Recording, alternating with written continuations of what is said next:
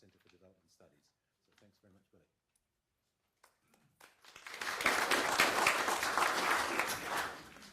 Thank you, Chair. And may I extend my gratitude to Stephen for extending the invitation to the Commission to make a presentation and to be part of the discussion on, I might say, problems that are never ending in Papua New Guinea. And this is one of the problems that I'm going to discuss today in the work that we do at the Commission. Just by way of the type of work we do, our counterpart here is ACCC. We deal with market conduct rules and consumer protection work. And the consumer protection work goes beyond weights and measures, that's trade measurement. And we also calibrate taxi meters. And we also have a regulatory role, the 3 core functions. And we regulate declared goods and services. The SOEs come under the declared services. And I'm going to focus more on the SOEs, state-owned enterprises that we have regulatory contracts with. That's PNG Power, PNG Power, Post PNG,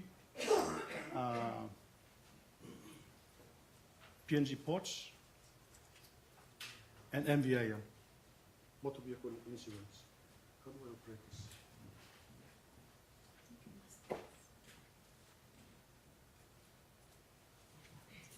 Okay. When I joined the Commission in 2008 as a commissioner, one of the things that struck me was the use of the building block model, the regulatory instrument that we use to set tariffs. And it occurred immediately to me that we had a serious problem. And the reason why we have increasing tariffs every year, an increasing price part. But before I come to that, let me just go through a couple of problems. I'll focus more on the three problems. And I'll come to the building block model and the problem 3. We have 5-year regulatory contracts with the 4 entities that I mentioned. And the model that is used, which is part of the regulatory contract, is the building block model. And I'll discuss more. I'll come to more details on the model itself and the problem 3. So we have legally binding contracts with these state-owned enterprises that defines responsibilities on our part and responsibilities on their part. And once we sign off on the contracts, we are bounded to those contracts, and we can't deviate from them. The only way to deviate is by agreement with the state-owned enterprises. What we have experienced is that the SOEs tend to game us. Okay, they've got the money to spend on lawyers and people who are familiar with tariff setting to game us. So that for us, the cost of litigation becomes a real issue. And this is something that we have been discussing with Treasury to set aside funding, at least 5 million kina a year, not for us not direct allocation to ICCC, but set aside to deal with litigation costs.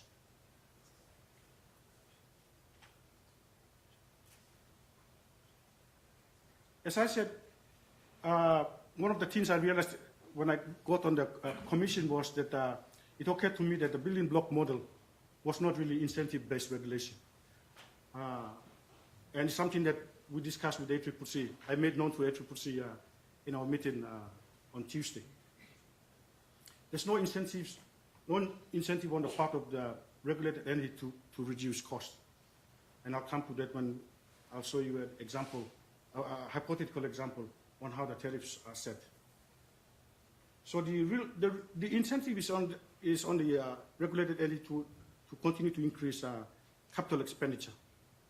And we have no oversight over operating expenditure. And operating expenditure has been increasing over time.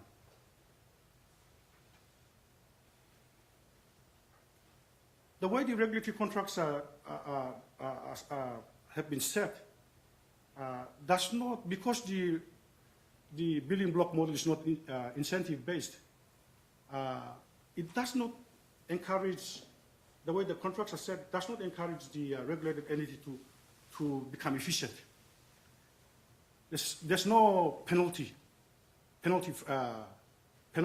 the regulatory contracts to make them to become efficient. The only reward that the incentive is mainly on their part. When they spend the money on the capital expenditure, we award them the price increase. So the tariff increases. We have no oversight over OPEX, and OPEX has been increasing over time.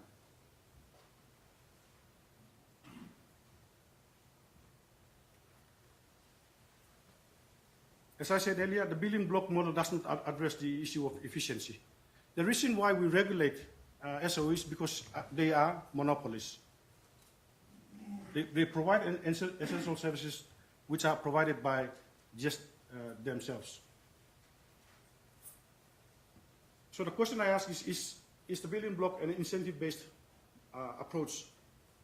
And clearly, to the Commission, it is not. And those responsible for the use of this model, we've had extensive debates on this matter. And as I said earlier, the incentive is mainly on the part of the regulated entity to continue to increase costs so that they are awarded price increases. Now, in the regulatory contracts, we have a 5-year price path. 5-year price path. So before we sign off on the contract, they submit their CAPEX plans, capital expenditure plans. I think one of the things that we have to really do well is to hire qualified engineers, expert engineers who are experts on ports, who are experts on power, and the other utilities, to really dig down deeper on the capital expenditure plans and advise us accordingly. So as you can see, this is really the outcome of the financial model that is used. That's really the outcome. Do we have a lighter pointer? Can I use a pointer?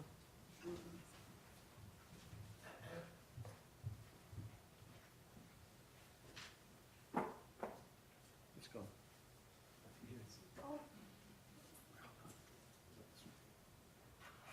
This one, to the top.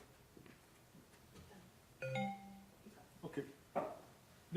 Why it's called a building block model is that there are 3 building blocks. That's the OPEX. Return of capital is depreciation. So we allow them to end that through the prices that we set. So that the idea behind that is to allow them to maintain the assets. And the return on capital. And the return on capital is based on the regulatory asset base. Now, the state-owned enterprises earn 2 types of revenue.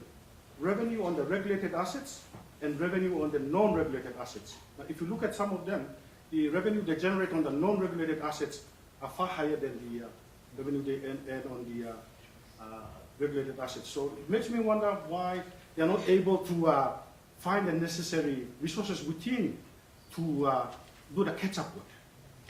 The years of neglect on their infrastructure. So if you add 1, 2, and 4, you come up with 5. Okay? So that's the revenue required. So based on the annual demand forecast, if you divide 300 by 200, you get the tariff. But this is just a hypothetical example in the power sector. So if you divide 5 by the annual demand, then you get the tariff. This is done in such a way that that you will not see the why I made the point that this is not incentive-based regulation.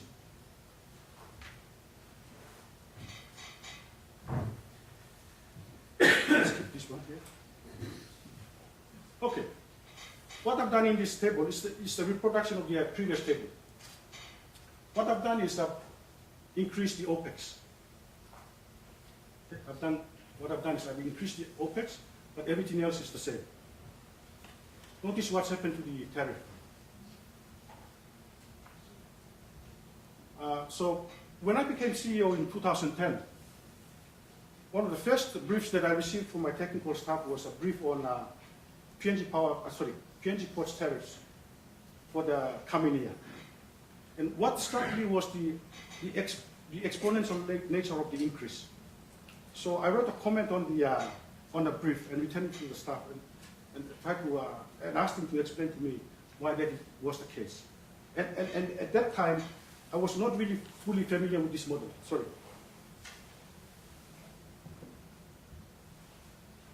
I was not really fully familiar with this model. I had heard about it in 2008 and 2009, but was not fully familiar with it. He tried to explain this to me, but I said, look, there's something wrong here. So the message I want to bring here is that there's no incentive for them to reduce cost. Even look at demand. If you look at the SOEs, they have not created new demand. They have not, for example, PNG Power has, the last time they went into rural electrification was many years ago. Many years ago. So notice what's happening here. If you increase demand, what happens to the tariff? It goes down. If they give us a demand forecast that is increasing, then the tariff goes down. So it's not in the best interest to increase demand. If they're going to give us a forecast demand that is increasing, then it's in their interest to increase the cost components here, so that the revenue required increases, and the resultant outcome is the increasing tariff price part. Sorry. So what's been happening is that in all the regulatory contracts, the Commission has been granting increasing price part over the 5-year regulatory period. Now we are resetting the contracts that have expired. I think PNG Power, and Post, and NBIL. So Winston will touch on what changes we are now undertaking if we're going to continue to use this type of regulation. So I'll hand over to Winston. Thanks. Before actually looking at the kinds of things we're going to do, we should visit Microeconomics 101. No, can't go to the end. Just go to the next slide. To the end of this presentation. Just keep pressing it all the time. Just USB to control. Yeah. Is it one? No. Right to the end. Just go to the end. Yeah. Right, very end. Okay. This is Microeconomics 101. That's right. While we're doing that, I might mention we also have the role not just of the ACCC counterpart, but we do the work of the Productivity Commission as well. And to put it in context, we have 35 operational staff, whereas the Australian Energy Regulator has got about 178 staff. Now, this is the reason why we're having problems. How do you use this pointer? The economic theory tells us that with increasing scale, you get efficiencies. What's happening? The gremlins have got us. This one is the top one is the laser. Right. It's the red one. Okay.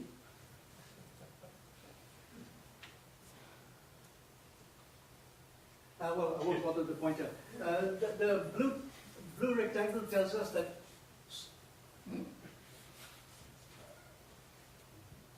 Which one? Okay.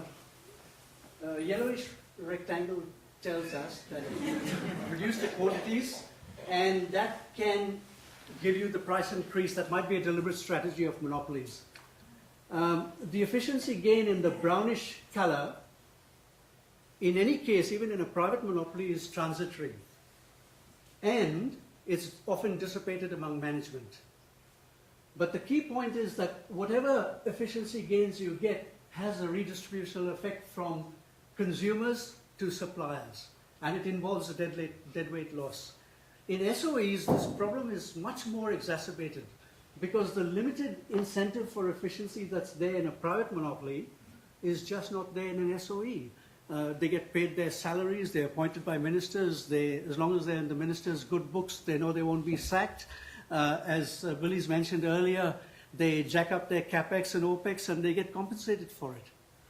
So that's a brief outline of the lack of incentives, and I've talked about this with Matt. Matt has a somewhat different framework about incentives and so on, and maybe we'll have an opportunity to discuss and exchange views on that sometime. But from our practical experience, we've found that there's very little incentive for efficiency. Now, going up to the problems, and as far as time permits, we'll explore what problems we've faced, and we'll just shut off whenever time runs out, and we'll tell you what we've tried to do. With the key problem is we inherited these regulatory contracts. They were signed by the Minister for Treasury before the Commission came into existence. The power contract has a 10-year duration, and we're now looking at reviewing it, and we're trying to tighten it up wherever we can. We're looking into demand estimation and reserving the right to revisit that.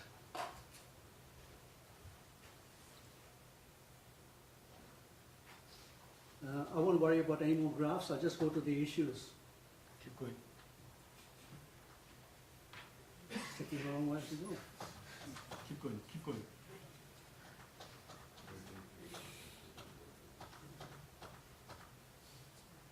Veracity of information. There was no requirement for them to substantiate the information they gave us. We're tightening up on that. Statutory declaration by the CEO, audited financial statements, etc. Service standards. Some of the examples of service standards in post, for example, is best endeavors. How do you measure and enforce that? For PNG ports, provide adequate berthing and hard stand facilities. They reckon that demand is static in PNG ports, yet ships are queuing up for weeks and the customers are paying port congestion surcharges. PNG Power has some KPIs about connection penalties for rebates and so on. I won't dwell on that for lack of time. The SOE can introduce new services and we can't regulate them. They claim that they're not regulated services because the contract says A, B, and C are regulated services. So we can do what we want. In fact, they are monopoly services. We can't touch them during the contract. They increased charges for pilotage by 327%. There's been no control over procurement procedures. The OECD has put out a paper saying that procurement is one of the largest areas of corruption in government and is a significant contributor to poverty. And that's one of the reasons why there isn't a tide that raises all boats.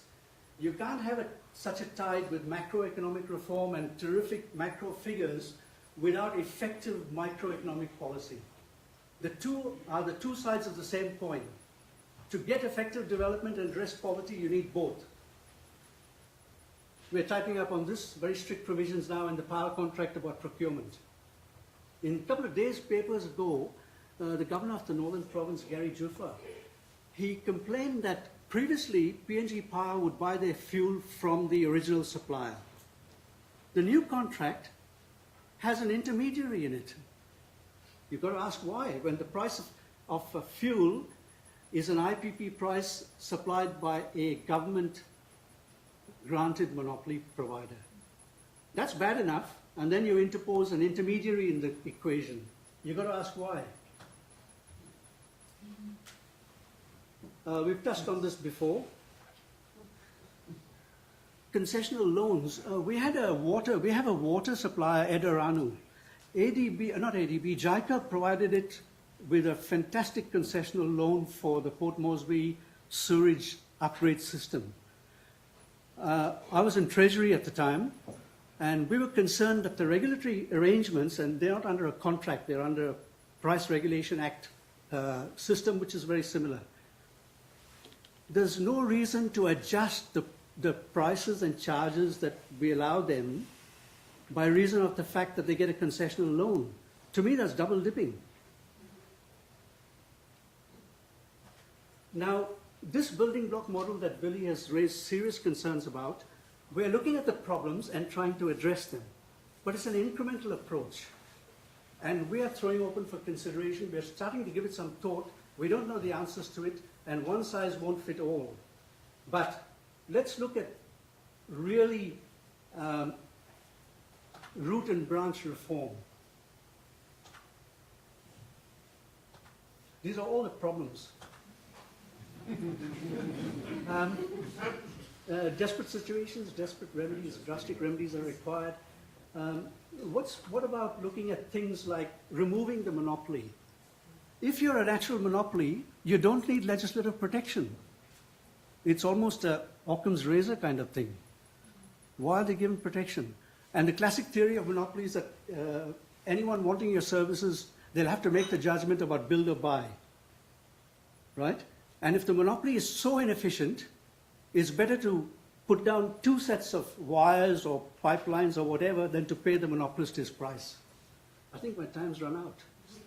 So, well, we're just throwing this in. We're doing some work on this. It's very embryonic, but we're taking a lateral approach, looking at things that we haven't thought of before, and maybe the regulatory system should go and look at completely different ways of looking at things, but they're not within our power. They're all within the control of the government. And thank you very much. That's the end of the presentation.